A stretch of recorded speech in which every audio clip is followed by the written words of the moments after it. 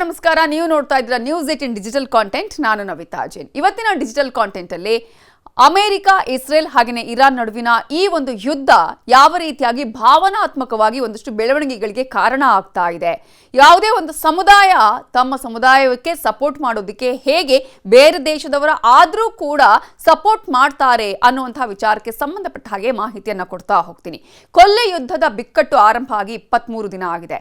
ಆದರೆ ಎಲ್ಲ ರಾಷ್ಟ್ರಗಳಿಗೂ ಕೂಡ ಈಗ ಇದರ ಸಮಸ್ಯೆ ತಡ್ತಾ ಇದೆ. ಯಾವ ಮಜಲನ್ನ ಈ ಯುದ್ಧ ತಲುಪುತ್ತೋ ಗೊತ್ತಿಲ್ಲ. ಕಾರಣ ಹರ್ಮುಜ್ ಜಲಸಂಧಿಯ ಬಗ್ಗೆ ಅಮೆರಿಕ ತಳೆದಿರುವ ಧೋರಣೆ. ಅಮೆರಿಕ ಈಗಾಗಲೇ ಇರಾನ್ಗೆ 48 ಗಂಟೆಗಳ ಡೆಡ್ಲೈನ್ ಕೂಡ ಕೊಟ್ಟಿದೆ. ಹರ್ಮುಜ್ ಜಲಸಂಧಿಯನ್ನು ಮುಕ್ತ ಮಾಡಬೇಕು ಅನ್ನೋದರ ಬಗ್ಗೆ.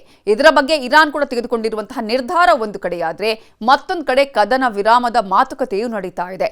ಆದರೆ ಅಮೆರಿಕ ಅಧ್ಯಕ್ಷ ಟ್ರಂಪ್ ಅವರು ಒಂದು ಕಡೆ ಡೆಡ್ಲೈನ್ ಕೊಟ್ಟರೂ ಕೂಡ ಇರಾನ್ ಇದೀಗ ಮತ್ತೆ ದಾಳಿಯನ್ನ ಮಾಡ್ತಾ ಇದೆ. ಜೊತೆಗೆ ಈ ವಿಚಾರಕ್ಕೆ ಸಂಬಂಧಪಟ್ಟ ಹಾಗೆ ಅಮೆರಿಕ ಖಡಕ್ ಆದ ಎಚ್ಚರಿಕೆಯನ್ನ ಕೊಡ್ತಾ ಇದೆ. ತೈಲ ಘಟಕಗಳ ಮೇಲೆ, ಇಂಧನ ಘಟಕಗಳ ಮೇಲೆ ನಾವು ದಾಳಿಯನ್ನ ಮಾಡ್ತೀವಿ, ನಾಶಗೊಳಿಸ್ತೀವಿ ಅಂತ. ಇದು ಯಾವ ಮಜಲನ್ನ ಪಡೆದುಕೊಳ್ಳುತ್ತೋ ಗೊತ್ತಿಲ್ಲ. ಇವೆಲ್ಲದರ ಮಧ್ಯೆ ಈ ರೀತಿಯ ಯುದ್ಧ ಮತ್ತು ಅದರ ನಡೀತಾ ಇರುವಂತಹ ಪರಿಣಾಮಗಳು ಹೇಗೆ ಭಾವನಾತ್ಮಕವಾಗಿ ಒಂದಕ್ಕೊಂದು ಲಿಂಕ್ ಆಗುತ್ತೆ ಅನ್ನೋದಕ್ಕೆ ಕಾಶ್ಮೀರದ ಬದ್ಗಾಮ್ನಲ್ಲಿ ನಡೆದಿದೆ ಅನ್ನುವಂತಹ ಒಂದು ಘಟನೆ, ವೈರಲ್ ಆಗ್ತಾ ಇರುವಂತಹ ದೃಶ್ಯ ಸಾಕಷ್ಟು ಸೌಂಡ್ ಮಾಡ್ತಾ ಇದೆ.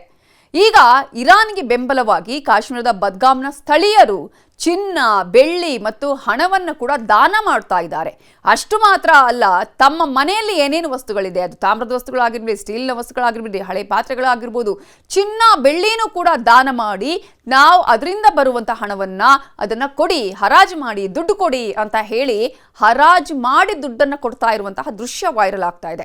ಇದು ಇರಾನ್ನೊಂದಿಗೆ ತಮ್ಮ ಒಗ್ಗಟ್ಟನ್ನು ಪ್ರದರ್ಶನ ಮಾಡುವಂತಹ ಸಂಕೇತವಾಗಿಯೇ ಪ್ರಾದೇಶಿಕ ಸಂಘರ್ಷಗಳ ಸಂದರ್ಭದಲ್ಲೇ ಇರಾನ್ಗೆ ಬೆಂಬಲ ಕೊಡೋದಕ್ಕೆ ಈ ರೀತಿಯಾಗಿ ಬದ್ಗಾಮ್ನ ನಿವಾಸಿಗಳು ಚಿನ್ನ, ನಗದು ಸೇರಿದಂತೆ ವೈಯಕ್ತಿಕ ಸ್ವತ್ತುಗಳನ್ನು ಕೂಡ ಅವರು ಕೊಡುಗೆಯಾಗಿ ಕೊಡ್ತಾ ಇರುವಂಥದ್ದು.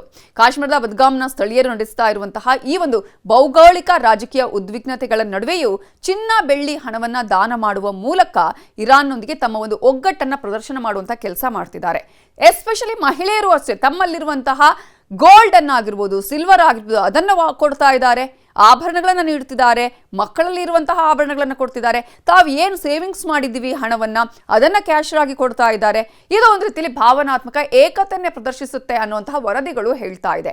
ಮಹಿಳೆಯರು ಮತ್ತು ಮಕ್ಕಳು ಸೇರಿದಂತೆ ಈ ರೀತಿಯಾಗಿ ವಿವಿಧ ಸಮುದಾಯದ ಸದಸ್ಯರು ಕೂಡ ಅಲ್ಲಿ ಕೊಡ್ತಾ ಇದ್ದಾರೆ. ಬದ್ಗಾಮ್ ಮತ್ತು ಕಾಶ್ಮೀರದ ಇತರ ಪ್ರದೇಶಗಳ ನಿವಾಸಿಗಳು ಬಿಕ್ಕಟ್ಟಿನ ಮಧ್ಯೆ ಇರಾನ್ಗೆ ಈ ರೀತಿಯಾಗಿ ಬೆಂಬಲವನ್ನು ತೋರಿಸುವುದಕ್ಕೆ ಸಕ್ರಿಯವಾಗಿ ದಾನ ಮಾಡ್ತಾ ಇರುವಂತದ್ದು.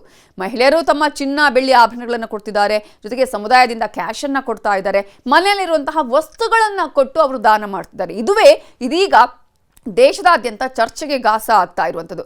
ಬದ್ಗಾಮ್ನಲ್ಲಿ ಕಂಡಂತಹ ಈ ಒಂದು ಘಟನೆ ಜಾಗತಿಕ ರಾಜಕೀಯ ಬೆಳವಣಿಗೆಗಳು ಯಾವ ರೀತಿಯಾಗಿ ಸ್ಥಳೀಯ ಮಟ್ಟದಲ್ಲಿಯೂ ಕೂಡ ಪರಿಣಾಮ ಬೀರತ್ತೆ ಅನ್ನೋದಕ್ಕೆ ಒಂದು ಸ್ಪಷ್ಟ ಉದಾಹರಣೆ. ಅಷ್ಟೇ ಯಾಕೆ, ಈಗಾಗಲೇ ನಾವು ಗಮನಿಸ್ತಾ ಇರುವಂತಹ ಸಂದರ್ಭದಲ್ಲಿ ತೀರಿಕೊಂಡಂತಹ ಸಂದರ್ಭದಲ್ಲಿ, ಇರಾನ್ನ ಸರ್ವಾಧಿಕಾರಿ ತೀರಿಕೊಂಡಂತಹ ಸಂದರ್ಭದಲ್ಲೂ ಕೂಡ ಇಲ್ಲಿ ಅನೇಕ ಪ್ರೊಟೆಸ್ಟ್ಗಳ ಆಗಿದ್ದನ್ನು ನಾವು ಗಮನಿಸಬಹುದು. ಸೊ ಈ ರೀತಿಯಾಗಿ ಧಾರ್ಮಿಕ ಮತ್ತು ಭಾವನಾತ್ಮಕ ಸಂಬಂಧಗಳ ಹಿನ್ನೆಲೆ ಜನ ಈ ರೀತಿಯಾಗಿ ಸಪೋರ್ಟ್ ಅನ್ನ ಮಾಡ್ತಾ ಇದ್ದಾರೆ, ತಮ್ಮ ಭಾವನೆಗಳನ್ನು ವ್ಯಕ್ತಪಡಿಸ್ತಾ ಇದ್ದಾರೆ. ಕೆಲವು ಜನ ಧಾರ್ಮಿಕ ಅಥವಾ ರಾಜಕೀಯ ಸಹಾನುಭೂತಿ ಕಾರಣದಿಂದ ಇರಾನ್ಗೆ ಬೆಂಬಲವನ್ನು ತೋರಿಸ್ತಾ ಇರಬಹುದು. ಈಗ ಆ ಒಂದು ಭಾಗದಲ್ಲಿ ನಿರಂತರವಾಗಿ ಅನೇಕ ಸಭೆಗಳಾಗ್ತಾ ಇದೆ, ಎಲ್ಲರೂ ಗ್ಯಾದರ್ ಆಗ್ತಾ ಇದ್ದಾರೆ. ಆ ಸಂದರ್ಭದಲ್ಲಿ ಇಂತಹ ಒಂದು ಸಹಾಯವನ್ನ ಮಾಡ್ತಾ ಇರೋದನ್ನ ನಾವು ಈ ವಿಡಿಯೋದಲ್ಲಿ ತೋರಿಸ್ತಾ ಇದ್ದೀವಿ. ಇನ್ನು ಯಾಕೆ ಇದು ಇಂಪಾರ್ಟೆಂಟ್, ಯಾಕೆ ಈ ಭಾಗದ ಜನ ಅವರಿಗೆ ಸಹಾಯ ಮಾಡ್ತಿದ್ದಾರೆ ಅಂತ ಹೇಳಿದ್ರೆ, ಬದ್ಗಾಮ್ ಒಂದು ಶಿಯಾ ಮೆಜಾರಿಟಿ ಪ್ರದೇಶ ಆಗಿದೆ. ಮುಖ್ಯವಾಗಿ ಶಿಯಾ ಮುಸ್ಲಿಂ ಪಾಪ್ಯುಲೇಷನ್ ಇಲ್ಲಿ ಜಾಸ್ತಿ ಆಗಿರೋದು. ಹಾಗಾಗಿ ಇವರು ರ್ಯಾಲಿಗಳನ್ನ ಮಾಡ್ತಿದ್ದಾರೆ, ಇರಾನ್ನ ಪರವಾಗಿ ಕೆಲಸ ಮಾಡ್ತಾ ಇದ್ದಾರೆ, ಅಲ್ಲಿ ಪ್ರತಿಭಟನೆಗಳನ್ನ ಮಾಡ್ತಾ ಇದ್ದಾರೆ, ಅಮೆರಿಕ ಆಗಿರ್ಬೋದು, ಇಸ್ರೇಲ್ ವಿರುದ್ಧ. ಸೊ ಇರಾನ್ನ ಪರವಾಗಿ ಸಪೋರ್ಟಿಂಗ್ ಆಗಿರುವಂತಹ ಸ್ಲೋಗನ್ಸ್ ಕೂಡ ಹಾಕ್ತಾ ಇದ್ದಾರೆ. ಸೊ ಅನೇಕ ಜನ ಈ ರೀತಿಯಾಗಿ ಡೊನೇಷನ್ ಕೊಡುವುದರ ಮೂಲಕ ಇದು ದೊಡ್ಡ ಮಟ್ಟದಲ್ಲಿ ಚರ್ಚೆಗೆ ಕಾರಣ ಆಗ್ತಾ ಇರೋದು. ಕಾರಣ ಏನಪ್ಪಾ ಅಂತ ಹೇಳಿದ್ರೆ, ಭದ್ರತೆ ಹಾಗೂ ಕಾನೂನಿನ ದೃಷ್ಟಿಯಿಂದ ಇದು ಸೂಕ್ಷ್ಮವಾದ ವಿಚಾರ. ಒಟ್ಟಿನಲ್ಲಿ ಈ ರೀತಿಯಾಗಿ ಬದ್ಗಾಮ್ನಲ್ಲಿ ನಡೆದಂತಹ ಘಟನೆ ಕೇವಲ ಸ್ಥಳೀಯ ಮಟ್ಟದ ಘಟನೆಗೆ ಮಾತ್ರ ಕಾರಣ ಆಗ್ತಾ ಇಲ್ಲ, ಜಾಗತಿಕ ಸಂಘರ್ಷದ ಒಂದು ಪ್ರತಿಫಲನ ಅಂತಾನೆ ಹೇಳಲಾಗ್ತಾ ಇದೆ. ಆದ್ರೆ ಯಾಕೆ ಇಷ್ಟೊಂದು ಸೀರಿಯಸ್ ಆಗಿದೆ ಅಂತ ತೆಗೆದುಕೊಳ್ಳಬೇಕು ಅಂತ ಹೇಳಿದ್ರೆ, ಯಾವುದೇ ಒಂದು ಫಾರಿನ್ ಕಂಟ್ರಿಗೆ ನಾವು ಹಣವನ್ನು ಕೊಡುವಾಗ, ಅಸೆಟ್ ಅನ್ನಾಗಿ ಸಪೋರ್ಟ್ ಅನ್ನು ಮಾಡುವಂತಹ ಸಂದರ್ಭದಲ್ಲಿ, ಎಸ್ಪೆಷಲಿ ಯುದ್ಧದ ಸಂದರ್ಭದಲ್ಲಿ ಅದು ಗವರ್ಮೆಂಟ್ನ ಸೆಕ್ಯೂರಿಟಿಯ ವಿಚಾರ ಆಗುತ್ತೆ, ಭದ್ರತೆಯ ವಿಚಾರ ಆಗಿರುತ್ತೆ ಅನ್ನೋದನ್ನ ನಾವಿಲ್ಲಿ ಅರಿತುಕೊಳ್ಬೇಕಾಗುತ್ತೆ. ಯುದ್ಧದ ಸಂದರ್ಭದಲ್ಲಿ ಈ ರೀತಿಯಾಗಿ ಮಾಡೋದಕ್ಕೆ ಬರೋದಿಲ್ಲ. ಜೊತೆಗೆ ಇದು ರಾಷ್ಟ್ರೀಯ ಸೆಕ್ಯೂರಿಟಿ ಕನ್ಸರ್ನ್ ಆಗಿರೋದ್ರಿಂದ ಇದು ಫಾರಿನ್ ಫಂಡಿಂಗ್ ಲಾಸ್ನ ಅಡಿಯಲ್ಲೂ ಕೂಡ ಸಾಕಷ್ಟು ರೀತಿಯಾಗಿ ಇದರಲ್ಲಿ ಮಾಡಬೇಕಾ ಮಾಡಬಾರ್ದಾ ಅನ್ನೋದು ಕಾನೂನಿನ ರೀತಿಯಲ್ಲಿ ಶಿಕ್ಷಾರ್ಹ ಅಪರಾಧ ಅಂತಾನು ಕೂಡ ಹೇಳಲಾಗ್ತಾ ಇದೆ, ತಪ್ಪು ಅಂತಾನು ಹೇಳಲಾಗ್ತಾ ಇದೆ. ಆದರೆ ಭಾವನೆಗಳು ಏನು ಬೇಕಾದರೂ ಮಾಡಿಸುತ್ತೆ ಅನ್ನೋದಕ್ಕೆ ಈ ಒಂದು ಘಟನೆಯೇ ಸಾಕ್ಷಿಯಾಗಿದೆ. ಮುಂದಿನ ದಿನಗಳಲ್ಲಿ ಈ ಬೆಳವಣಿಗೆ ಯಾವ್ಯಾವ ರೀತಿಯಲ್ಲಿ ಮುಂದುವರಿಯುತ್ತೆ, ಯಾವ ರೀತಿಯಾಗಿ ಯುದ್ಧದ ಸಂದರ್ಭದಲ್ಲಿ ಬೆಳವಣಿಗೆಗಳು ನಡೆಯುತ್ತೆ, ಹೇಗೆ ಇಂತಹ ಬೇರೆ ಬೇರೆ ಘಟನೆಗಳನ್ನು ಅಲ್ಲಿನ ಜನ ಆಗಿರ್ಬೋದು ಬೇರೆ ಬೇರೆ ಭಾಗದ ಜನ ಮಾಡ್ತಾರೆ ಅನ್ನೋದು ಕಾದು ನೋಡಬೇಕಾಗಿದೆ. ಬಟ್ ಇಂತಹ ವಿಚಾರದಲ್ಲಿ ಸರ್ಕಾರ ಏನು ಕ್ರಮವನ್ನು ಕೈಗೊಳ್ಳುತ್ತೆ, ಸರ್ಕಾರ ಯಾವ ರೀತಿಯಾಗಿ ಇದನ್ನ ನೋಡುತ್ತೆ ಅನ್ನೋದು ಕೂಡ ಅಷ್ಟೇ ಇಂಪಾರ್ಟೆಂಟ್ ಆಗುತ್ತೆ ಭಾರತದ ಸೆಕ್ಯೂರಿಟಿಯ ವಿಚಾರದಲ್ಲಿ ಅಥವಾ ರಾಷ್ಟ್ರದ ಒಂದು ಸೆಕ್ಯೂರಿಟಿಯ ವಿಚಾರದಲ್ಲಿ. ನೋಡೋಣ ಏನೇನು ಆಗುತ್ತೆ ಅನ್ನೋದು. ಇದುವೇ ಇವತ್ತಿನ news eighteen digital content. Thank you.